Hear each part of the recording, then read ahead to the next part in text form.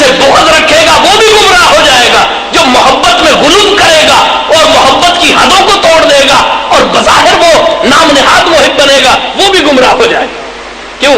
حضرت عیسیٰ علیہ السلام کو کچھ لوگوں نے تو پیغمبر کیا، کچھ لوگوں نے باغی قرار دے دیا اور کوشش کی کہ آپ کو سولی دے دیں، اور کچھ لوگوں نے آپ کو اللہ کا بیٹا بنا دیا، انہوں نے بھی تجاوز کیا، انہوں نے بھی تجاوز کیا۔ حضور اکرم صلی اللہ علیہ وسلم نے فرمایا کہ اے علی تمہاری مثال بھی میری امت میں حضرت عیسیٰ علیہ السلام کی طرح ہے۔ یہ جو حضور نے فرمایا یہ ایک بہت بڑا روحانی راز بھی تھا جس کی تشریح میں آگے چل کر کروں گا۔ یہ ساری باتیں جتنی بھی میں عرض کر رہا ہوں وہ عرض کر رہا ہوں جو حضرت علی مرتضیٰ رضی اللہ تعالی عنہ کے حوالے سے تعلق رکھتی ہے اور جن کی آج کے دور میں سمجھنے کی ضرورت بھی ہے۔ تو فتنے پیدا ہو گئے، کچھ حضرت علی کے اس طرح مخالف تھے کہ انہوں نے حضرت علی رضی اللہ تعالی عنہ کو معاذ اللہ دائرہ اسلام سے ہی خارج قرار دے دیا۔ کس کو دائرہ اسلام سے خارج قرار دے دیا؟ علی مرتضیٰ کو۔ میں پچھلے دنوں حضور ضیاء الامت کی ایک گفتگو سن رہا تھا، نجی گفتگو، بعض دوستوں نے ریکارڈ کی، تو اس میں آپ مسکرا کر فرما رہے تھے کہ فتوے لگانے والوں نے تو علی مرتضیٰ کو نہیں چھوڑا، ہم کس کھیت کی مولی۔ جی علی مرتضیٰ پہ کیا فتویٰ دے دیا؟ نقل کفر نہ باشد کہ یہ مسلمان ہی نہیں ہے۔ جی یہ خارجیوں نے حضرت علی مرتضیٰ پہ فتویٰ دے دیا کہ یہ مسلمان یہی نہیں ہے۔ کیوں؟ کہ جی انہوں نے ان کے درمیان جب ایک تنازع پیدا ہو گیا تھا تو انہیں چاہیے تھا کہ کتاب اللہ سے براہ راست جو ہے وہ فیصلہ لیتے، انہوں نے دو حکم مقرر کر لیے اور کہا کہ تم فیصلہ کرو۔ انہوں نے کتاب اللہ کو چھوڑ کر انسانوں کی طرف رجوع کیا ہے، اس لیے جو ہے یہ دائرہ اسلام سے خارج ہو گئے۔ یہ فتنہ آج کا نہیں ہے کہ انسانوں کی طرف رجوع نہ کرو، انسانوں سے نہ پوچھو۔ جی یہ فتنہ جو ہے یہ کب کا ہے؟ حضرت علی کے زمانے کا ہے، اور حضرت علی کو بھی ان بدبختوں نے کافر قرار دے دیا۔ کس لیے؟ مسئلہ پیدا ہوا، تنازع پیدا ہوا، ایک موقف حضرت علی کا تھا، ایک موقف حضرت امیر معاویہ کا تھا، تو فیصلہ کرنا تھا نا۔ فیصلہ کرنے کے لیے طے یہ ہوا کہ دو شخصوں کو کہ مشتمل ایک ٹریبیونل بنا لیا جائے، ایک کونسل بنا لی جائے اور وہ فیصلہ کرے۔ تو جیسے ہی اس کا اعلان ہوا کچھ لوگوں نے شور مچانا شروع کر دیا، انہوں نے کہا یہ تو کفر ہے، کتاب اللہ سے فیصلہ لے لو، کسی فرد سے فیصلہ لینے کی کیا ضرورت ہے۔ اور یہ ایک بڑی احمقانہ سی بات تھی۔ حضرت امام اعظم ابو حنیفہ رحمت اللہ علیہ، آپ بغداد کے باہر مضافات میں تھے نا، ایک مسجد میں آپ سفر کرتے ہوئے ٹھہرے تو وہاں خارجیوں کی ایک جماعت بھی تھی۔ اس جماعت نے آپ کو گھیر لیا اور کہنے لگے کہ آپ جو ہے یہ اعلان کریں کہ مسئلہ تحکیم میں حضرت علی رضی اللہ تعالی عنہ نے کفر کیا۔ آپ نے فرمایا کہ بھئی تم زبردستی اپنی بات میرے پہ ٹھوس رہے ہو، جی تو آؤ بیٹھ کر گفتگو کر لیں۔ انہوں نے کہا ٹھیک ہے گفتگو کرتے ہیں، ہم بھی دلیل دیتے ہیں، آپ بھی دلیل دیں۔ ہمارا موقف یہ ہے کہ حضرت علی نے یہ جو جج مقرر کر لیا تو اس مسئلہ تحکیم میں آپ نے کفر کیا۔ آپ نے فرمایا ٹھیک ہے تم بھی دلیل دو میں بھی دیتا ہوں، لیکن ایک بات مجھے بتاؤ کہ میں کہوں گا میرے دلائل ٹھیک ہے، تم کہو گے میرے دلائل ٹھیک ہے، ہمارے دلائل ٹھیک ہے، تو یہ فیصلہ کون کرے گا کہ کس کی دلیل ٹھیک ہے؟ انہوں نے کہا ہاں یہ تو مسئلہ ہے، تو اس کا حل آپ ہی بتائیں۔ آپ نے فرمایا کہ ہم ایک پڑھے لکھے آدمی کو، سمجھدار آدمی کو جج بنا لیتے ہیں، وہ فیصلہ کرے گا کہ کس کی دلیل پختہ ہے۔ انہوں نے کہا جی ٹھیک ہے ہم ایک جج بنا لیتے ہیں، وہ فیصلہ کرے گا۔ آپ ہنسنے لگے۔ آپ نے فرمایا کہ علی مرتضیٰ نے بھی تو یہی کیا تھا جو تم کرنے لگے ہو، علی مرتضیٰ نے بھی تو یہی کیا تھا جو تم کرنے لگے ہو، اس بنا پہ تم انہیں تو کافر قرار دیتے ہو، خود کو مسلمان قرار دیتے ہو۔ تو یہ دیکھو یہ عجیب و غریب باتیں تھی۔ تو حضرت علی مرتضیٰ کے دور میں فتنے اٹھے، لوگوں نے پوچھا کہ اے علی مرتضیٰ اب ہماری شناخت کیا ہے؟ مسلمان وہ بھی کہلاتے ہیں، مسلمان تیسرے بھی مسلمان کہلاتے ہیں، چوتھے بھی مسلمان کہلاتے ہیں، مرجئہ بھی مسلمان ہے، جبریہ بھی مسلمان ہے، قدریہ بھی مسلمان ہے، معتزلہ بھی مسلمان ہے، یہ خارجی بھی مسلمان ہے، رافضی بھی مسلمان خود کو کہلا رہے ہیں۔ مسلمانوں کی اصل شناخت کیا ہے؟ حضرت علی مرتضیٰ نے فرمایا کہ مسلمان وہ ہیں جو اہل السنت والجماعت ہے، مسلمان وہ ہیں جو اہل السنت जमात है। क्यों? इसलिए कि हुजूर फरमा गए थे, हुजूर फरमा गए हैं, हुजूर अकरम सल्लल्लाहु अलैहि वसल्लम का फरमान है कि अलैकुम बिसुन्नती व सुन्नत खुलफाए राशिदीन, कि मेरे तुम्हारे लिए मेरी सुन्नत है और मेरे खुलफाए राशिदीन की सुन्नत है। यहां पर सुन्नत से मुराद क्या है? हुजूर का रास्ता। सुन्नत की दो ताबीरें हैं ना, एक सुन्नत है फर्ज, वाजिब, सुन्नत, मुस्तहब, एक तो ये सुन्नत है। यहां पे सुन्नत से मुराद क्या है? यहां पे सुन्नत से मुराद है हुजूर का तरीका, हुजूर अकरम सल्लल्लाहु अलैहि वसल्लम का तरीका। और हुजूर अकरम सल्लल्लाहु अलैहि वसल्लम का तरीका क्या है कि मसला कैसे होता है? पहले किताबुल्लाह से देखो, फिर हदीस की तरफ जाओ, फिर इजमा की तरफ जाओ और फिर कियास की तरफ जाओ। ये हुजूर का तरीका है, ये हुजूर अकरम सल्लल्लाहु अलैहि वसल्लम की सुन्नत है कि पहले मसला ढूंढो किताब में, किताब में न मिले तो हुजूर की सुन्नत और हदीस को देखो, हदीस में न मिले तो फिर इजमा की तरफ जाओ, इजमा में से मामला ना हो तो फिर इज्तिहाद की तरफ जाओ। यह है हुजूर अकरम सल्लल्लाहु अलैहि वसल्लम का तरीका। तफसीर इसकी उलमा से सुनिएगा। और हुजूर ने फरमाया कि अल्लाह का हाथ जमात पे है, यदुल्लाह अलद जमात। तो ये अहले सुन्नत का लफ्ज, ये जमात का लफ्ज किसने दिया? नबी करीम सल्लल्लाहु अलैहि वसल्लम ने दिया। और जब फितनों का दौर हुआ, हजरत अली मुर्तजा की ड्यूटी हुजूर लगा कर गए थे कि जब फितने फैलेंगे तो उस वक्त ये तावील और शनाख्त कौन देगा? ये अहले बैत अथार देगा। सुन्नत की तशरीह कौन करेगी? मेरी इतरत करेगी। और जब इस्लाम पे ये पहला वक्त आया तो इतरत ने तशरीह की। इतरत ने तशरीह क्या की कि हुजूर का रास्ता है अहले सुन्नत वल जमात का रास्ता।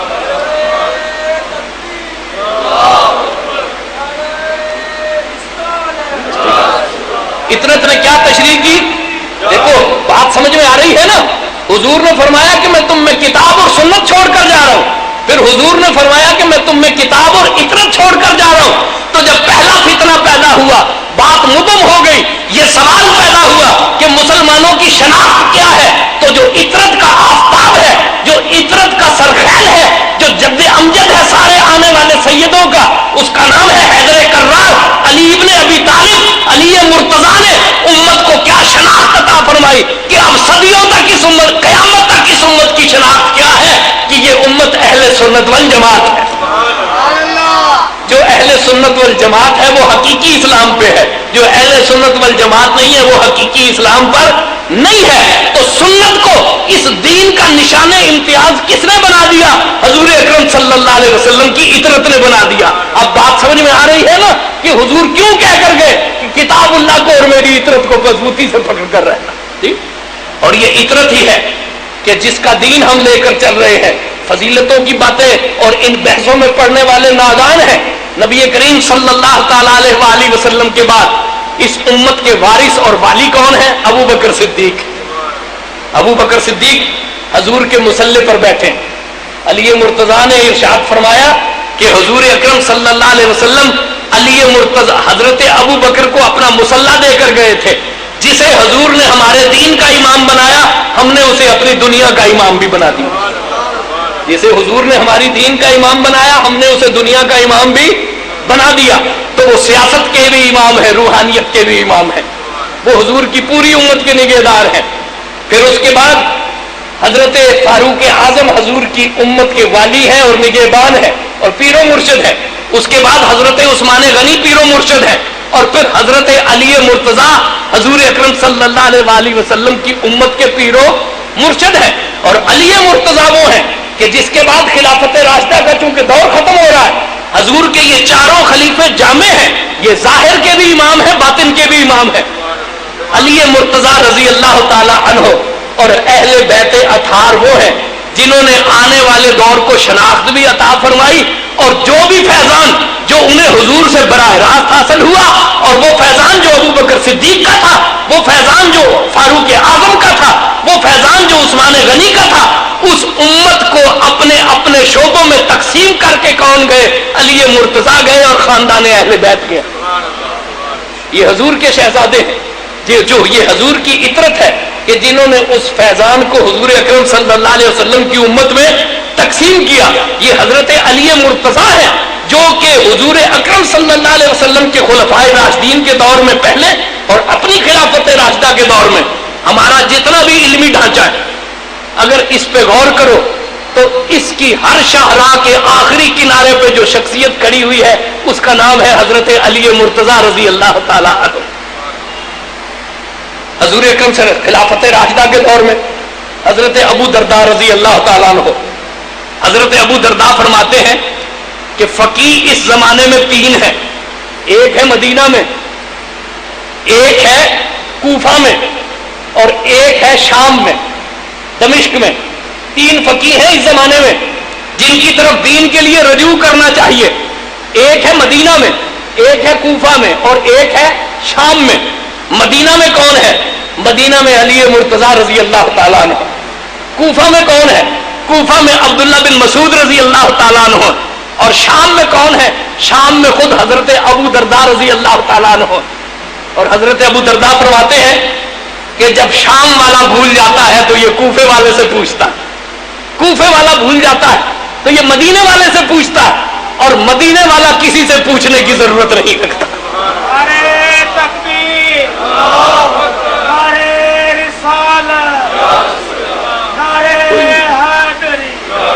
مدینے کا فقیہ کون ہے؟ علی مرتضیٰ ہے.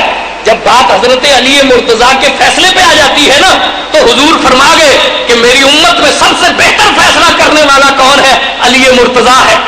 علی مرتضیٰ کے پاس جب فیصلہ جاتا ہے، ابو درداء کو اگر کوئی تشابہ ہو تو وہ عبداللہ بن مسعود سے پوچھتے ہیں، عبداللہ بن مسعود کو کوئی تشابہ ہو تو وہ علی مرتضیٰ سے پوچھتے ہیں. اور علی مرتضیٰ کو کسی سے پوچھنے کی ضرورت نہیں ہے، اس لیے کہ علی مرتضیٰ خود باب مدینۃ العلم ہے. انہوں نے مشکات نبوت سے اکتساب کیا ہے. یہ دیکھو یہ اہل سنت والجماعت ہے نا. ابو درداء کس کی طرف رجوع کر رہے ہیں؟ عبداللہ بن مسعود کی طرف. اور عبداللہ بن مسعود کس کی طرف رجوع کر رہے ہیں؟ حضرت علی مرتضیٰ کی طرف. یہ تو فقہ کا سلسلہ ہے نا. عبداللہ بن مسعود کے شاگرد کہاں ہیں؟ کوفہ میں. عبداللہ بن مسعود کے شاگرد ہیں کوفہ میں. اور بعد میں کوفہ ہی وہ جگہ ہے کہ جہاں پہ علی مرتضیٰ آ گئے. 4 سال علی مرتضیٰ کوفہ میں رہے. عبداللہ بن مسعود کے جتنے شاگرد تھے رضی اللہ تعالیٰ عنہ سارے علی مرتضیٰ کے شاگرد بھی ہو گئے. گویا کہ جو کوفے کا دبستان ہے یہ براہ راست علی مرتضیٰ کے شاگردوں کا دبستان ہے. ان سے علی مرتضیٰ سے علم حاصل کرنے والے ہیں عبد الرحمن ابن علقمہ. ان سے علم حاصل کرنے والے ہیں ابراہیم نخی. ابراہیم نخی سے علم حاصل کرنے والے ہیں استاد حماد. اور حماد سے علم حاصل کرنے والے ہیں امام اعظم ابو حنیفہ. گویا کہ امام اعظم ابو حنیفہ کس علم کے وارث ہیں؟ علی مرتضیٰ کے علم کے وارث ہیں. اور عبداللہ بن مسعود کے علم کے وارث ہیں. کیوں؟ علی مرتضیٰ تو کوفہ میں چلے گئے نا. اور جتنے بھی شاگرد ہیں پڑھنے والے سب سے زیادہ لوگ تو اس وقت کوفہ میں تھے نا. اور پھر خاندان اہل بیت سے جو اکتساب ہوا تو حضرت امام اعظم نے کوفہ کے سارے اساتذہ سے علم حاصل کیا. تو پھر وہ کہاں آ گئے؟ مدینہ منورہ میں آئے. کس سے علم حاصل کیا؟ امام باقر سے، امام جعفر صادق سے. 2 سال خاندان اہل بیت کی چاکری کی اور فرمایا کہ لولا سنتان لہلک نعمان. اگر یہ 2 سال میری زندگی میں نہ آتے تو ابو حنیفہ مر چکا ہوتا. تو ابو حنیفہ کا اکتساب کس سے ہے؟ امام جعفر صادق سے ہے. ان کے والد امام باقر سے ہے. اور امام باقر اور امام جعفر کون ہے؟ یہ حضور اکرم صلی اللہ علیہ وسلم کے شہزادے ہیں. تو خاندان اہل بیت کا حقیقی شاگرد کون ہے؟ خاندان اہل بیت کے فیضان کا حقیقی وارث کون ہے؟ اس کا نام ہے امام اعظم ابو حنیفہ. کیوں؟ کوفہ کا دبستان بھی حضرت علی مرتضیٰ کا دبستان ہے، عبداللہ بن مسعود کا دبستان ہے. اور خود پھر مدینہ منورہ میں حاضر ہو کر اکتساب کرنے والے کون ہیں؟ اور پھر دیکھو تفسیر کا سب سے بڑا امام اس امت میں کون ہے؟ عبداللہ بن عباس رضی اللہ تعالیٰ عنہ. عبداللہ بن عباس وہ ہے جو حبر الامت ہے. حضور اکرم صلی اللہ علیہ وسلم نے فرمایا کہ یہ علم کی ایک پوتلی ہے، کنیسہ ہے نا علم کی. حضور کا جب وصال ہوا تو وہ اس وقت بڑے کم عمر تھے، لیکن حضور سے انہوں نے بہت کچھ پوچھا. اور حضور اکرم صلی اللہ علیہ وسلم کے بعد جس شخصیت سے انہوں نے سب سے زیادہ علم حاصل کیا وہ کون ہے؟ وہ علی مرتضیٰ ہے. حضرت عبداللہ بن عباس فرماتے ہیں کہ ایک دن حضرت علی مرتضیٰ نے میرا ہاتھ پکڑا. نماز عشاء ہم نے پڑھی اور حضرت علی مرتضیٰ نے میرا ہاتھ پکڑا اور مجھے بقیع کے قبرستان میں لے گئے. ہم وہاں پر بیٹھ گئے. بات تفسیر کی شروع ہوئی. بسم اللہ الرحمن الرحیم. بات ہوئی کہ سورہ فاتحہ میں کیا ہے. حضرت علی مرتضیٰ رضی اللہ تعالی عنہ نے مجھ پر سورہ فاتحہ کے اسرار و رموز منکشف کرنے شروع کیے اور بات شروع کی بسم اللہ سے اور آغاز کیا کہ بسم اللہ کی با میں معارف کیا ہے.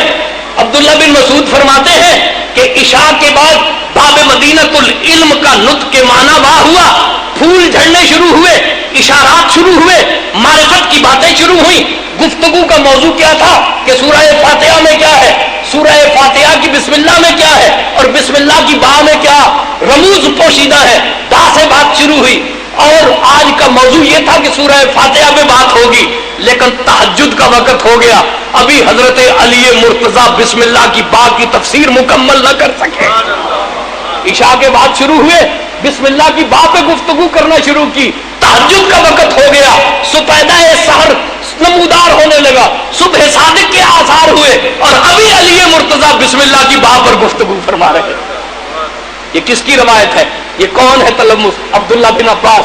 تو جب تفسیر کی طرف جائیں تو کون امام نظر آ رہا ہے؟ علی مرتضیٰ امام وہاں پر بھی نظر آ رہے ہیں. فقہ کی طرف جاؤ تو وہاں پہ علی مرتضیٰ ہے, علم کے جس بھی گوشے کی طرف جاؤ تو وہاں علی مرتضیٰ ہے. اہل سنت والجماعت کی جتنی بھی عمارت ہے علم کی, ہم نادان ہو جائیں اور ہمیں پتہ نہ ہو, یہ تمام کا تمام کن کے گرد گھومتا ہے؟ حضور کے خلفائے راشدین کے گرد گھوم رہا ہے اور حضور کے اہل بیت اطہار کے گرد گھوم رہا ہے. ہم نے تو اطرت کو کبھی چھوڑا ہی نہیں. ہماری فقہ کا امام, ہماری قضاء کا امام بھی اطرت والا, ہماری تفسیر کا امام بھی اطرت والا, اور یہ روحانیت تو تقسیم ہی اطرت نے کی ہے. روحانیت تو تقسیم ہی اطرت نے کی ہے. آؤ ارباب روحانیت کی طرف. حضور اکرم صلی اللہ علیہ وسلم کے جتنے بھی صحابی ہیں, ہر صحابی کو حضور اکرم صلی اللہ علیہ وسلم سے ایک خاص فیضان حاصل ہوا. حضرت غوث عبدالعزیز دباغ فرماتے ہیں, حضرت عبدالعزیز دباغ 9ویں صدی ہجری کے بزرگ ہیں, امی ہیں اور وقت کے غوث ہیں. سارے عارفین نے اتفاق کیا کہ وہ اپنے وقت کے غوث ہیں اور سادات کرام میں سے ہیں. وہ فرماتے ہیں کہ حضور کی آمد سے پہلے حضور کی شانوں کا اظہار شروع ہو گیا. اور وہ شانوں کا اظہار کیسے ہوا؟ انبیاء کرام آئے اور جتنے بھی نبی ہیں, یہ نبی آخر الزمان محمد مصطفیٰ سید الانبیاء کی ایک ایک شان کے نمائندے بن کر آئے. ہر نبی کو اللہ تبارک و تعالی نے اپنے پاک پیغمبر کی شانوں میں سے ایک شان عطا فرمائی جس کی اس نے اپنے دور میں نمائندگی کی. وہ فرمانے لگے سارے انبیاء حضور کی آمد کی نوید لے کر آئے, ہراول دستہ بن کر آئے, ان سے ایک ایک شان کا اظہار ہوا نبی کریم صلی اللہ علیہ وسلم کی. گویا کہ یہ 1,24,000 نبی حضور اکرم صلی اللہ علیہ وسلم کی 1,24,000 شانوں کے حامل تھے, ان کے نمائندے تھے. جب حضور تشریف لائے تو یہ 1,24,000 شانیں حضور اکرم صلی اللہ علیہ وسلم کے 1,24,000 صحابہ میں تقسیم ہو گئی. ہر صحابی کو ایک ایک شان کی نمائندگی ملی, ہر صحابی کو ایک ایک شان کی نمائندگی ملی. اور حضور دنیا سے چلے گئے ہیں. اللہ کا وعدہ یہ ہے کہ حضور پردہ کر بھی جائیں گے تو حضور کا فیضان منقطع نہیں ہوگا. وآخرین منہم لما یلحقوا بہم, تو حضور یہ جو 1,24,000 صحابیوں کو فیضان دے گئے ہیں, کسی صحابی کا فیضان ختم نہیں ہوا. اس امت میں قیامت تک 1,24,000 اولیاء رہیں گے اور ہر ولی حضور کی ایک شان کی نمائندگی قیامت تک کرتا رہے گا. گویا کہ ہر ولی کو ہم کہہ سکتے ہیں کہ وہ ایک نبی کے نقش قدم پہ رہے اور ایک صحابی کے فیضان کا نمائندہ. ہر ولی ایک نبی کے نقش قدم پہ ہے اور ایک صحابی کے فیضان کا نمائندہ ہے. حضرت ابوبکر صدیق کس کے نمائندے؟ حضرت ابوبکر صدیق فیضان خلیل اللہ کے نمائندے ہیں. جی دیکھو نا, علامات دیکھو, یہ اہل دل کے لیے اشارات و علامات ہیں. حضرت ابراہیم علی نبینا کو خلت ہے, حضرت ابوبکر صدیق کو بھی صداقت حاصل ہے نا, دوستی حاصل ہے. اور پوری زندگی دیکھ لو, حضرت ابراہیم خلیل اللہ جس طرح غیر مشروط طور پر اللہ سے وابستہ ہے, حضرت ابوبکر صدیق بھی غیر مشروط طور پر رسول اللہ سے وابستہ ہے. ٹھیک, تفصیل کا محل نہیں ہے. حضرت ابوبکر صدیق کس کی نمائندگی کر رہے ہیں؟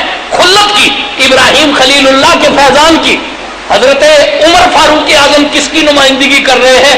حضرت موسیٰ کے فیضان کی. جی حضرت موسیٰ میں جلال ہے، دین کے لیے ڈٹ جانے کا جذبہ ہے. دریائے نیل کو اشارہ کر رہے ہیں تو 12 چشمے ہیں. حضرت فاروق اعظم میں بھی غیرت ہے، جلال ہے، فاروق اعظم ہے، وہ بھی دریائے نیل کو رکا بھیج رہے ہیں. آپ دیکھیں گے تو علامات مشترکہ نظر آئے گی. جو جلال موسوی کا پرتو ہے وہ امت میں کہاں نظر آئے گا؟ فاروق اعظم میں. حضرت عثمان کس فیضان کے وارث ہیں؟ حضرت نوح کی فیضان کے. حضرت عمر، حضرت نوح کی عمر بھی سارے صحابہ، سارے انبیاء میں طویل ہوئی نا. خلفائے راشدین میں طویل عمر حضرت عثمان کی ہے. اللہ تبارک و تعالیٰ نے کامیابی بھی دی اور فتنوں میں مبتلا بھی کیا، آزمائش میں بھی مبتلا کیا. حضرت نوح کی قوم ان کے خلاف ہو گئی، حضرت عثمان کو بھی ایذا ان کی قوم نے ہی دی نا. تو حضرت عثمان رضی اللہ تعالیٰ عنہ حضرت نوح کے نقش قدم پر ہے، اولو العزم پیغمبروں میں سے. اور حضرت علی کس کے نقش قدم پر ہے؟ حضرت عیسیٰ علیہ السلام کے نقش قدم پہ. حضرت عیسیٰ کلمۃ اللہ ہے، فقر ان کا نشان امتیاز ہے اور توکل ان کا نشان امتیاز ہے. ایک سرانہ ہوتا تھا اینٹ کا اور ایک کنگھی ہوتی تھی پاس. تو شیطان نے کہا کہ تمہارے پاس تو دنیا ہے، تو ان چیزوں کو بھی جو ہے وہ پرے پھینک دیا. حضرت عیسیٰ اللہ کے راستے میں فقر اختیار کرتے ہیں، سیاحت میں رہتے ہیں. اور حضرت علی مرتضیٰ ہے جو کہتے ہیں اے دنیا تم مجھے ورگلانے کی کوشش نہ کرنا، میں نے تجھے 3 طلاقیں دے دی ہے. تو جس طرح ان کا رجحان روحانیت کی طرف ہے، ان کا رجحان بھی روحانیت کی طرف ہے. ان کی محبت میں بھی لوگوں نے غلوب کیا، ان کی محبت میں بھی لوگوں نے غلوب کیا، ان کی نفرت میں بھی غلوب کیا، ان کے بغض میں بھی لوگوں نے غلوب کیا. تو یہ سارے صحابہ کسی نہ کسی صحابی کے فیضان کے وارث ہیں. لیکن جس صحابی کے قسمت میں تقسیم تھی، اس فیضان کو امت میں تقسیم کس نے کیا ہے؟ یہ تقسیم کرنے کی ڈیوٹی بلا شبہ خاندان اہل بیت کی ہے. حضرت علی نے تقسیم کیا اور حضرت علی کے بیٹوں نے اس امت میں فیضان کو تقسیم کیا. جو فیضان ابو بکر صدیق ہے وہ نقشبندیہ کو ملا، اور نقشبندیہ کے شجرے میں حضرت ابو بکر صدیق ہے نا سب سے پہلے حضور کے بعد. لیکن ایک حقیقت پر غور کیجئے، یہ حضرت ابو بکر صدیق کے بعد نقشبندی شجرے میں شاہ صاحب کون ہے؟ حضرت سلمان فارسی ہے. اور سلمان فارسی وہ ہے جنہیں حضور نے فرمایا کہ یہ میرے اہل بیت میں سے ہیں، یہ میرے اہل بیت میں سے ہیں. سلمان فارسی کے بعد کون ہے؟ قاسم بن محمد بن ابی بکر ہے. محمد بن ابی بکر کون ہے؟ محمد بن ابی بکر حضرت ابو بکر کے بیٹے ہیں، حضرت قاسم ان کے بیٹے ہیں. اور محمد بن ابی بکر حضرت ابو بکر صدیق کے کون سے بیٹے ہیں؟ حضرت ابو بکر کی رحلت ہوئی، وصال ہوا، آپ چھوٹے تھے. پتہ ہے محمد بن ابی بکر کی تربیت کس نے کی؟ حضرت علی مرتضیٰ نے کی. کوئی دشمنوں کے بچوں کو پالا کرتا ہے، اسی کے بچے کی پرورش ہوتی ہے جس سے محبت ہو. تو محمد بن ابی بکر کی پرورش کس نے کی؟ حضرت علی نے کی. حضرت قاسم ان کے بیٹے ہیں. گویا کہ قاسم بن محمد بن ابی بکر بھی اہل بیت اطہار کے پروردہ ہے، انہی کے تربیت یافتہ ہے. اور قاسم بن محمد بن ابی بکر کے بعد نقشبندی شجرے میں کس کا نام ہے؟ امام جعفر صادق کا نام ہے. تو بات خاندان اہل بیت پہ آ گئی نا، خاندان اہل بیت پہ آ گئی. حضرت قادریہ کس فیضان کے وارث ہے؟ اس فیضان کے وارث ہیں جو فاروق اعظم کا فیضان ہے. حضرت غوث اعظم کی شخصیت پہ غور کرو، فاروق اعظم سے ایک مناسبت نظر آئے گی. یہ تفصیل میں نہیں جاتا، یہ فیضان بھی حضرت علی سے ہی تقسیم ہوا نا. حضرت شہاب الدین سہروردی رحمت اللہ علیہ پہ غور کرو، حضرت عثمان سے مناسبت نظر آئے گی. حضرت عثمان کا فیضان روحانی سہروردی سلسلے میں ہے، اور یہ فیضان بھی تقسیم کہاں سے ہوا؟ علی مرتضیٰ رضی اللہ تعالیٰ عنہ سے. جی تو یہ خاندان اہل بیت ہے، یہ تو اہل سنت والجماعت ہے. کون اہل بیت سے انتساب کا دعویٰ کرتا ہے؟ اہل سنت والجماعت کی روحانیت کو دیکھو، اہل سنت والجماعت کی فقہ کو دیکھو، اہل سنت والجماعت کی تفسیر کو دیکھو. سارے حوالے ایک ہی خاندان کے گرد گردش کر رہے ہیں، اور وہ خاندان کون سا ہے؟ وہ اہل بیت اطہار کا خاندان. وہ تو اپنی اپنی شناخت کا کوئی ریزہ ڈھونڈنے آئے تھے. انہیں کیا خبر کہ ہر ایک منزل جستجو پہ جو نام تھا تیرا نام تھا. اہل سنت والجماعت کی تو جستجو کہاں جاتی ہے؟ حضور کی اطرت پر جاتی ہے. ہم شاید لوگوں کو صحیح طرح بتا نہیں سکتے. آج کسی نے اطرت کا ٹھیکہ لیا ہوا ہے تو وہ بھی نام نہاد طور پر غلط ہے. کوئی اطرت سے بغض رکھتا ہے تو وہ بھی غلط ہے. اطرت کو صحیح معنوں میں جس نے تھاما ہوا ہے وہ کون ہے؟ اہل سنت والجماعت ہے. اس لیے کہ اہل سنت والجماعت کی پیشانی پہ اہل سنت والجماعت لکھنے والا کون ہے؟ علی مرتضیٰ. جس نے ان کی پیشانی پہ اہل سنت والجماعت لکھا ہے یہ اس کا رستہ کس طرح چھوڑ سکتے ہیں؟ یہ اس کا ساتھ کس طرح چھوڑ سکتے ہیں؟ اور یاد رکھو کہ کسی فضیلت کی جو بڑا ہے نا، جسے اللہ نے بنایا وہ بڑا ہے. ہمارا سیاسی نظام بھی اہل بیت اطہار سے وابستہ ہے. جی سیدھی بات ہے کہ جس کی بیعت اہل بیت اطہار نے کر لی اہل سنت نے کر لی. حضرت علی مرتضیٰ نے ابو بکر صدیق کی بیعت کی کہ نہیں کی نا؟ بھئی تھک گئے ہیں کہ گم ہو گئے؟ حضرت ابو بکر صدیق نے کی بیعت علی مرتضیٰ نے کی یا نہیں کی؟ تو حضور نے کہا نا اطاعت کے پیچھے چلو. جب علی نے بیعت کر لی تو ہم نے بھی کر لی. علی نے انہیں افضل مانا تو ہم نے بھی افضل مانا. فاروق اعظم کی بیعت علی مرتضیٰ نے کی یا نہ کی؟ جب علی مرتضیٰ نے کر لی تو ہم نے بھی کر لی. علی مرتضیٰ نے انہیں اپنے سے افضل مانا تو ہم نے بھی انہیں افضل مانا. عثمان غنی کی بیعت علی مرتضیٰ نے کر لی تو ہم نے بھی کر لی. علی مرتضیٰ خود خلیفہ راشد ہوئے، اس کے بعد حضرت حسن ہوئے. حضرت حسن نے حضرت امیر معاویہ سے صلح کر لی یا نہیں کی؟ صلح کر لی تو ہم نے بھی ان سے صلح کر لی. حضرت امام حسین نے یزید سے صلح نہیں کی، اس کی بیعت نہیں کی. ہم بھی قیامت تک یزید کو مستحق لعنت سمجھتے ہیں اس لیے کہ اہل بیت اطہار نے اس کی بیعت نہیں کی. جس سے اہل بیت اطہار نے بیعت کر لی ہم نے کر لی، جس سے اہل بیت اطہار نے صلح کر لی ہم نے بھی کر لی، اور جس سے اہل بیت اطہار نے صلح نہیں کی ہم نے بھی اس سے قیامت تک صلح نہیں کی. ہمارا تو مسلک ہی اہل بیت اطہار کا مسلک ہے. روحانی حوالہ بھی اہل بیت کا ہے، سیاسی حوالہ بھی اہل بیت کا ہے، فقہ بھی اہل بیت سے ہے، تفسیر بھی اہل بیت سے ہے، حدیث بھی ساری کی ساری اہل بیت سے ہے. جو اہل بیت اطہار کا رستہ ہے وہی اہل سنت والجماعت کا رستہ ہے. اس لیے کہ حضور کہہ کر گئے ہیں کہ کتاب اور سنت، کتاب اور اطرت. اس کا مطلب یہ ہے کہ اطرت اور سنت الگ الگ ہے ہی نہیں ہے. اور میں نے کوشش کی ہے کہ میں یہ بات سمجھاؤں. فضیلتوں کی بات ہو سکتی تھی، روایتوں کی بات ہو سکتی تھی، لیکن میں نے یہ چاہا کہ میں اس موضوع پہ آپ سے تبادلہ خیال کروں، اپنے سبق کو اس موضوع پہ دہراؤں جس موضوع پہ عام طور پر باتیں کم ہوتی ہیں. یہ تو اہل علم کا حلقہ ہے، یہاں پہ تو ہوتی رہتی ہیں، لیکن ہم جیسے عوام الناس میں وہ باتیں کم ہوتی ہیں. میں اس جزارت پہ معذرت بھی کرنا چاہتا ہوں کہ میں نے ان پہلوؤں کو چھیڑ لیا. یہ حضور کا فیضان ہے جی، یہ حضور کا فیضان. اور یہ بھی سنیے کہ علی مرتضیٰ کا اپنا فیضان. اپنا فیضان کیا؟ میں نے عرض کی نا کہ نقشبندی نسبت میں تو ابو بکر صدیق کا فیضان ہے، قادریہ میں فاروق اعظم کی نسبت کا حلول ہے، سہروردیہ میں عثمان غنی کا نسبت ہے. اور علی مرتضیٰ کا اپنا اختصاص کیا ہے؟ تصوف کی کتابوں میں ایک روایت ہے، حضور جب معراج پہ گئے نا، یہ روایت ہے صوفیاء کی، ارباب روحانیت کی، عام لوگوں کی یہ روایت نہیں ہے. اللہ نے اپنے محبوب کو ایک خرقے سے نوازا اور کہا ہے میرے محبوب یہ خرقہ اس صحابی کو دینا جو یہ جواب دے گا. حضور تشریف لائے جب واپس، صحابہ سے آپ نے پوچھا کہ اگر تمہیں ایک نعمت باطنی دی جائے، ایک خاص نعمت باطنی جو اس معراج میں مجھے ملی ہے وہ دی جائے تو تم کیا کرو گے؟ ہر ایک نے اپنے اپنے ذوق کے مطابق جواب دیا. علی مرتضیٰ نے حضور کی خدمت میں عرض کی کہ حضور اگر مجھے نعمت باطنی سے نوازیں گے تو میں اللہ کے بندوں کی پردہ پوشی کروں گا، میں اللہ کے بندوں کے عیب چھپاؤں گا، میں اللہ کے بندوں کے اوپر کرم کی چادر رکھوں گا، ان کے جرموں کو اجاگر نہیں کروں گا، ان کے عیبوں کو چھپاؤں گا، میں پردہ رکھوں گا اللہ کے بندوں پر. حضور نے فرمایا کہ مجھے اللہ نے یہی حکم دیا تھا کہ جس کا یہ جواب ہوگا یہ خرقہ معراجیہ اس کی نعمت، اس کی قسمت میں لکھا جائے گا. تو حضرت علی کو جو فیضان رسول اللہ سے ملا وہ بھی انہوں نے تقسیم کیا، جو فیضان خلفائے راشدین کے سے ملا وہ بھی انہوں نے تقسیم کیا. جو اپنا فیضان تھا وہ تھا خرقہ معراجیہ، اور یہ خرقہ معراجیہ سارے سلسلوں میں سے سلسلہ عالیہ چشتیہ کو نصیب ہوا. سلسلہ عالیہ چشتیہ کو نصیب ہوا. سلسلہ عالیہ چشتیہ براہ راست علی مرتضیٰ سے ہے.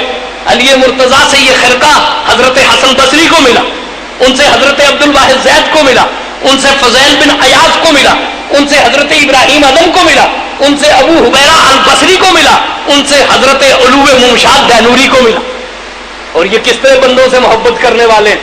حضرت داتا گنج بخش رحمت اللہ علیہ لکھتے ہیں علو ممشاد دینوری وہ ہے کہ جن کے مرید ہیں ابو اسحاق شامی چشتی. ابو اسحاق شامی وہ بزرگ ہیں جن کے ساتھ سب سے پہلے چشتی لکھا گیا. کیوں؟ ان کے پیر و مرشد حضرت علو ممشاد دینوری نے کہا کہ ابو اسحاق اللہ نے تمہاری ڈیوٹی لگائی ہے قصبہ چشت میں, افغانستان چلے جاؤ, اس وقت ہرات صوبے میں چلے جاؤ, وہاں ہے قصبہ چشت, وہاں تم نے خانقاہ بنانی ہے, تمہارے ہاتھ پہ لوگ بیٹھ کریں گے, درویشوں کا ایک سلسلہ جاری ہوگا جو قیامت تک جاری رہے گا اور وہ سلسلہ کہلائے گا چشتی. تو یہ ابو اسحاق شامی ہے جن کے مرشد ابو حضرت علو ممشاد دینوری نے انہیں قصبہ چشت میں بھیجا جو افغانستان کے صوبے ہرات میں واقع. حضرت ممشاد دینوری کا طریقہ کیا اور کیا ہے, داتا صاحب کی روایت, ان کے پاس کوئی مہمان آتا نا تو اس سے پوچھتے کہ تم مقیم ہو یا مسافر ہو, تم مقیم ہو یا مسافر ہو. اگر وہ کہتا نا کہ میں مقیم ہوں تو کہتے ٹھیک ہے ٹھہر جاؤ. اگر وہ کہتا نا کہ میں مسافر ہوں تو اس سے گفتگو کرتے, اس کے سوالوں کا جواب دیتے, اور جیسے ہی عصر کا وقت آتا نا اسے کہتے کہ بس بستر اٹھاؤ اور جاؤ, باندھو بستر اور چلو کوچ کرو. لوگ کہتے کہ حضور ہم اتنی دور سے آئے ہیں, آپ ہمیں رات ٹھہرنے دیں, ہم اکتساب کریں. اب جس طرح ہم اب اکتساب کر رہے ہیں کچھ دن ٹھہرے اور آپ سے اکتساب کریں. تو آپ کیا فرماتے؟ آپ ایک آ بھرتے اور کہتے کہ بات یہ ہے کہ اگر تم ایک رات میرے پاس ٹھہر گئے نا تو پھر مجھے تم سے محبت ہو جائے گی. اگر میرے پاس ٹھہر گئے نا تو پھر مجھے تم سے محبت ہو جائے گی, اور پھر جاؤ گے نا تو مجھے بڑا دکھ ہوگا, مجھ سے جدائی برداشت نہیں ہو سکے گی. اس لیے بہتر یہ ہے کہ محبت ہونے سے پہلے یہاں سے چلے جائیں. یہ ہے چشتیوں کے پیر, یہ ہے علی مرتضیٰ کی وراثت, یہ ہے بندگان خدا کی پردہ پوشی کرنا. علو ممشاد دینوری ہے نا جنہوں نے چشتیوں کو چشتی قرار دیا, جنہوں نے یہ لقب دیا چشتیوں کو. ان کا طریقہ کار کیا تھا کہ کہتے کہ مقیم ہو تو ٹھہر جاؤ, مسافر ہو تو پھر چلے جاؤ, اس لیے کہ اگر مجھے تم سے محبت ہو گئی اور اس کے بعد جاؤ گے نا تو پھر مجھے بڑا دکھ ہوگا. شاہ صاحب کو دیکھا ہے نا, حضور ضیاء الامت کو دیکھا ہے, خدا کی قسم ان کے مزاج میں یہی بات نہیں تھی کہ جو آ گیا وہ آ گیا. جو آ جاتا تھا نا پھر ان کی طبیعت نہیں چاہتی تھی کہ وہ واپس جائے, جو آ جاتا تھا نا پھر وہ خیال رکھتے تھے. حضرت مختار ضیاء صاحب رحمت اللہ علیہ حضور کے ضیاء الامت کے خلفاء میں سے ہے نا, کہنے لگے کہ ایک بات سے بڑا حوصلہ ہوتا ہے, اور حوصلہ اس بات سے ہوتا ہے کہ کوئی شخص آتا ہے نا مہینے بعد, تو حضور ضیاء الامت کو پتا ہوتا ہے کہ یہ مہینے بعد آتا ہے, ہفتے بعد آتا ہے تو آپ کا خیال ہے کہ ہفتے بعد آتا ہے, روز آتا ہے نا تو آپ خیال رکھتے ہیں. اور اگر کوئی اپنے معمول سے ادھر ادھر ہو جائے اور جو آپ کے دوست کہیں دور ہو جائے تو آپ کو ایک بڑی بے چینی سی ہو جاتی. آپ پوچھتے کہ فلاں جو ہے اس کا معمول تھا کہ ہفتے بعد آتا تھا تو کیوں نہیں آیا, پتا تو کرو. بعض اوقات آپ خط بھیجتے تھے اس کی طرف کہ بھئی تمہیں کیا ہو گیا, تم آئے کیوں نہیں, تو وہ فرماتے تھے کہ یہ جو اپنے دوست ادھر ادھر ہو جائے اور حضور ضیاء الامت بے چین ہو جاتے ہیں تو اس صفت سے مجھے بڑی تسلی ہوتی ہے کہ قیامت کے دن بھی اپنے سارے دوستوں کو پورا کیے بغیر آگے نہیں جائیں گے. اپنے دوست پورے کریں گے پھر ہی آگے جائیں گے. یہ محبت کرنے والے لوگ ہیں, یہ چشتی, یہ حضرت علی مرتضیٰ کی شان فخر, یہ پردہ رکھنے والے لوگ ہیں. یہ غلطیاں دیکھ کے دھتکار دینے والے لوگ نہیں ہیں, یہ غلطیوں کو معاف کرنے والے لوگ ہیں. جی, یہ غلطیوں کو معاف کرنے والے لوگ ہیں. یہ تو غریب نواز لوگ ہیں نا. حضرت خواجہ معین الدین اجمیری کو غریب نواز کہتے ہیں. کیوں غریب نواز کہتے ہیں؟ حضرت خواجہ معین الدین اجمیری کے دادا مرشد ہیں حاجی شریف زندنی. حاجی شریف زندنی رحمت اللہ علیہ, وہ حضور خواجہ غریب نواز کے دادا مرشد ہیں. حضرت عثمان ہارونی نے آپ کو کہا کہ جاؤ اور اپنے دادا مرشد کی بھی زیارت کرو. آپ قصبہ زندان میں ان کی خدمت میں حاضر ہوئے, ان سے اکتساب کر رہے تھے. ایک دن نماز فجر کے بعد حاجی شریف زندنی رحمت اللہ علیہ نے فرمایا کہ معین الدین آج لطف اور عطا کا ایک خاص وقت ہے. میں اپنے حجرے میں جا رہا ہوں, مراقبہ کر رہا ہوں, اور جس وقت میں دروازہ کھولوں گا نا اس وقت جو میرے چہرے کی زیارت کرے گا اللہ اسے جہنم سے آزاد کر دے گا, مغفرت ہو جائے گی. یہ روحانیت کا خاص وقت ہے. تم کہیں جانا نہیں, میرے حجرے کے باہر بیٹھے رہنا تاکہ جیسے ہی میرا دروازہ کھلے تمہاری نظر میرے چہرے پر پڑے. درویشوں پہ کرم ہوتے ہیں, یہ اللہ کے راز ہے, ہم نہیں ان چیزوں کو سمجھ سکتے. انہوں نے عرض کی کہ جیسا حضور کا حکم. حاجی شریف زندنی رحمت اللہ علیہ نے اپنا دروازہ بند کیا اور اللہ اللہ شروع کی, اور معین الدین اجمیری وہاں بیٹھے نہیں, قصبہ زندان میں چلے گئے. دروازہ کھٹکایا, کوئی کام پہ جا رہا ہے تو اسے روکا, کہا کام کرتے رہنا, کھیتی باڑی ہوتی رہے گی, بازار پھر کھل جائیں گے. خانقاہ زندانیہ میں پہنچو, حاجی شریف کے دروازے پہ پہنچو, نعمت بٹنے کا وقت ہے. اور وقت اچھا تھا نا, لوگ دلیل نہیں مانگا کرتے تھے, چہرے دیکھ کر اعتبار کیا کرتے تھے. چہرے دیکھ کر اعتبار کرنے والے لوگ تھے. ابھی یہ بے اعتباری مخلوق پیدا نہیں ہوئی تھی نا. قصبے نے کہا کہ اچھا یہ معاملہ ہے, سارا قصبہ حاجی شریف کے دروازے پہ رحمت اللہ علیہ. جی حاجی شریف رحمت اللہ علیہ نے جب دروازہ کھولا تو دیکھا کہ سارا قصبہ کھڑا ہوا ہے. بڑے حیران ہوئے, کہنے لگے معین الدین یہ کیا, میں نے تو کہا تھا بیٹھے رہنا, کہیں جانا نہیں, تو نے پورے قصبے کو اکٹھا کر لیا. آپ نے ہاتھ باندھ کے کی, عرض کی کہ حضور اگر میری اس تھوڑی سی جدوجہد سے حضور کی اتنی امت کی بخشش ہو جائے تو میرا کیا جاتا.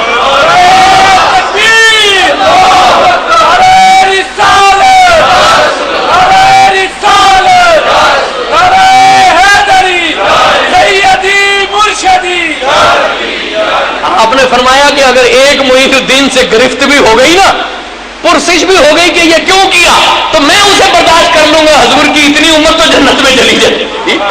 حاجی شریف زندنی نے کہا کہ تم غریب نواز ہو, تم غریب نواز ہو, جی تم غریب نواز ہو. یہ تو ایسے لوگ ہیں جو پیشانی پہ لفظ لکھ دیتے ہیں نا, قیامت تک کے لیے لکھ دیتے ہیں. جی قیامت تک کے لیے لکھ دیتے ہیں, قیامت تک کے لیے معین الدین غریب نواز ہے. وہ درگاہ ہی غریب نواز کی, وہ تو محبت کرنے والے لوگ ہیں نا, محبت کرنے والے لوگ ہیں. معین الدین اجمیری نے کتنی محبت کی. ایک انگریز یہاں پہ آیا نا محقق, تو اس نے وہاں پہ برطانیہ میں جا کے بڑی عجیب بات لکھی. اس نے کہا کہ میں نے ہندوستان میں ایک بڑی عجیب بات دیکھی ہے, ایک قبر ہے جو لوگوں کے دلوں پہ راج کر رہی ہے, اور وہ قبر ہے معین الدین اجمیری کی. اس نے کہا میں نے ایک قبر کو دیکھا کہ وہ لوگوں کے دلوں پہ راج کر رہی ہے. صدیاں گزر گئی نا, معین الدین اجمیری کی محبت ختم نہیں ہوئی. کیسے ختم ہو سکتی ہے؟ یہ فیضان کس کا ہے؟ علی مرتضیٰ کا فیضان ہے نا, یہ پردہ پوش لوگوں کا فیضان ہے. آپ کے بیٹے ہیں قطب الدین بختیار کاکی, روحانی بیٹے ہیں نا, ان سے مخلوق کتنی محبت کرتی ہے. شاہ صاحب وقت بہت زیادہ ہو گیا, باتیں تو یہ پھر چلیں گی تو چلتی رہیں گی. ان سے مخلوق کتنی محبت کرتی ہے. فرید الدین گنجے شکر سے آج بھی محبت کر رہی. جی آج بھی فرید الدین گنجے شکر نے جنت کے پروانے تقسیم ہو رہے. آپ فرمایا کرتے تھے, لوگ آتے تھے, بڑی درویش اپنے اوراد قضا نہیں کرتے. درویشوں کی عادت ہوتی ہے, شاہ صاحب کو دیکھا معمولات کبھی ناغا نہیں کرتے.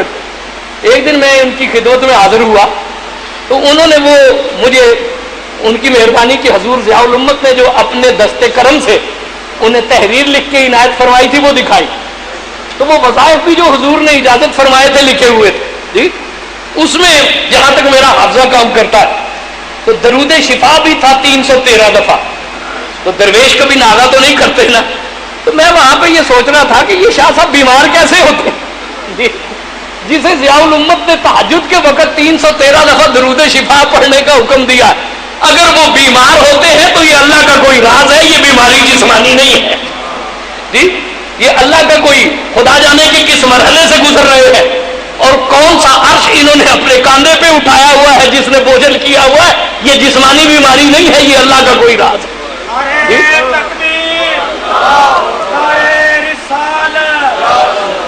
تو درویش اپنے اوراد نہیں قضا کرتے. تو بابا صاحب آدھی رات ہو جاتی, لوگ اپنی عرضیں کرتے رہتے، آپ سنتے رہتے، کسی کے لیے دعا، کسی کو وظیفہ، کسی کے لیے کوئی سفارشی رکا. تو درویش عرض کرتے کہ حضور یہ اتنے لوگ ہیں، آپ اپنے اوراد جو ہے وہ بڑی مشکل سے پورے کر پاتے، تو انہیں جلدی رخصت کر کیجیے نا، مغرب کے وقت، عشاء کے وقت. آپ فرماتے کہ اللہ کا ایک بندہ بھی خانقاہ میں موجود ہو نا، جس کے دل میں یہ حسرت رہ جائے کہ میں فرید الدین مسعود سے بات کرنے آیا تھا اور بات کر نہیں سکا، تو اگر کوئی ایسی حسرت لے کر میری خانقاہ میں ہو، میرا مصلی پہ دل ہی نہیں لگتا، میرے مصلی پہ کیفیت ہی اس وقت پیدا ہوتی ہے جب اللہ کی ساری مخلوق مجھ سے خوش ہو جائے. یہ اللہ کی مخلوق سے محبت کرنے والے لوگ ہیں. یہ علی مرتضیٰ کا فیضان ہے جو آج بھی چلا آ رہا ہے. حضور ضیاء الامت کی مہربانیوں میں یہ شفقت ہے، شاہ صاحب کی مہربانیوں میں یہ شفقت ہے، اور یہ محبت اللہ تبارک و تعالیٰ کے فضل سے قیامت تک زندہ ہو، جاویدہ رہے گی. اللہ ہمیں سمجھنے کی اور عمل پیرا ہونے کی توفیق عطا فرمائے. وما علینا الا البلاغ.